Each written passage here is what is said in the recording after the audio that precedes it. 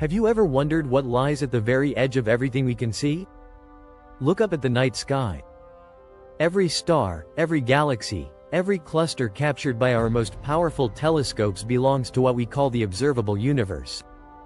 But here's the shocking truth. What we can see is not necessarily all that exists. The observable universe is only a bubble, a horizon beyond which light has not yet had time to reach us. So the question is, what lies beyond that horizon? When we talk about the observable universe, we're not talking about the entire cosmos. We're only talking about the part that's visible from Earth. Because light travels at a finite speed, about 300,000 kilometers per second, and the Big Bang happened about 13.8 billion years ago, you might think the farthest we can see is 13.8 billion light years away. But that's not quite right. Because the universe is expanding, the true radius of the observable universe is about 46 billion light years in every direction. That means the observable universe is like a giant sphere with us at the center. Not because we're special, but because every observer, no matter where they are, sees themselves at the center of their own cosmic bubble. Inside this bubble are an estimated 2 trillion galaxies, each containing billions of stars and even more planets. It sounds like everything. But it's only the part we can see. Beyond that cosmic horizon, there could be far more, perhaps infinitely more.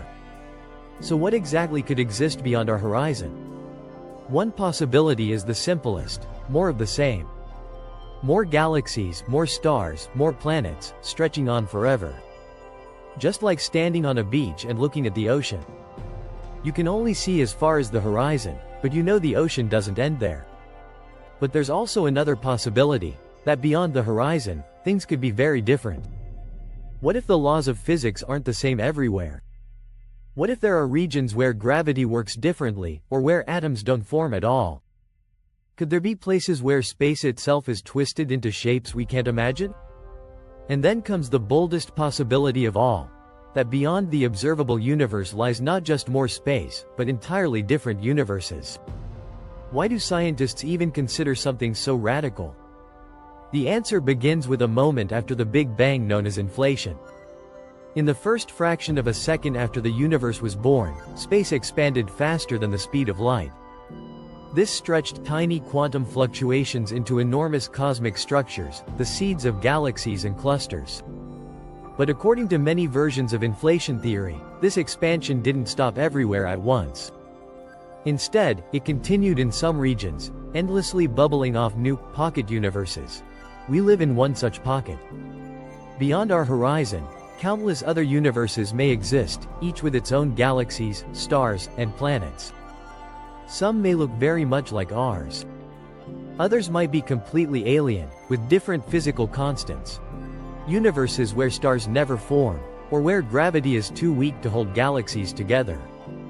And maybe, just maybe, universes where life is far more common than in our own. This is the idea of eternal inflation, and it suggests that our universe may be just one bubble in an infinite multiverse.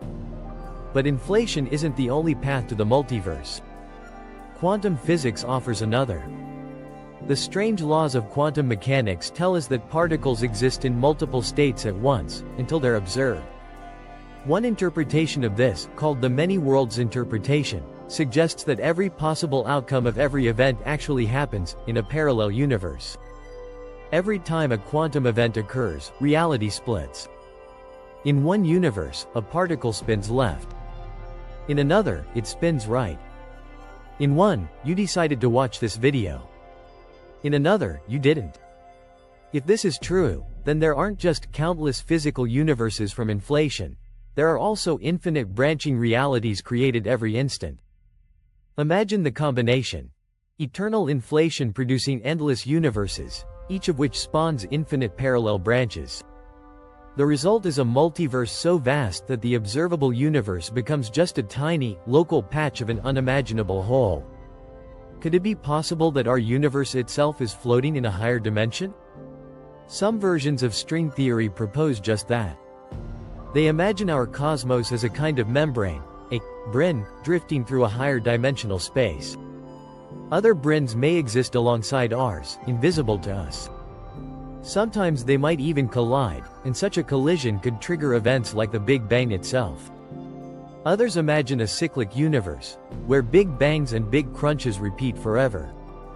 In this view, the cosmos isn't a one-time event but part of an eternal cycle, like seasons on a cosmic scale.